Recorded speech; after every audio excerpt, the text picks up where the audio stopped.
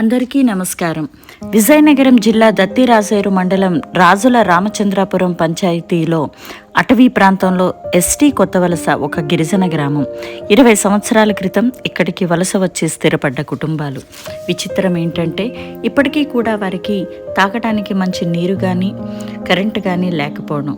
ఈ విషయం మాకు 2 నెలల క్రితం తెలియడంతో ఆ గ్రామానికి ఈ నెల 16వ తారీఖున సర్వేకు అభ్యుదయ విద్యా సంస్థలు మరియు అభ్యుదయ సేవా సంఘం బొబ్బిలి, సహాయ స్ఫూర్తి ఫౌండేషన్ గజపతి నగరం, అమ్మా ఫౌండేషన్ షికారగంజి వాళ్ళం వెళ్ళి వాళ్ళ తాలూకా అవసరాలేంటో కనుక్కున్నాం. ఈ మధ్య కాలంలో వారికి మంచినీటి కోసం కలెక్టర్ గారి చొరవతో ఒక బోర్ తీయటం జరిగిందని వాళ్ళు మాకు తెలియజేశారు. ఇక మిగిలింది కరెంట్.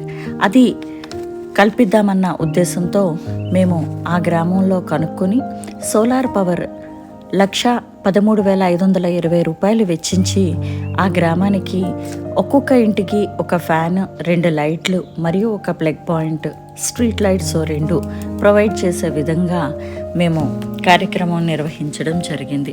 దాంతోపాటు వాళ్ళందరికీ అవసరమైనటువంటి దుప్పట్లు, లుంగీలు, చీరలు, స్వెటర్లు, బిందెలు, గ్లాసులు, పుస్తకాలు, పెన్నులు, వాటర్ బాటిల్స్ మరియు ఆ గ్రామంలో చిన్నపిల్లలు స్కూల్కి వెళ్ళాలంటే దాదాపు 4 నుంచి 5 కిలోమీటర్లు ట్రావెల్ చేయాల్సి ఉంది.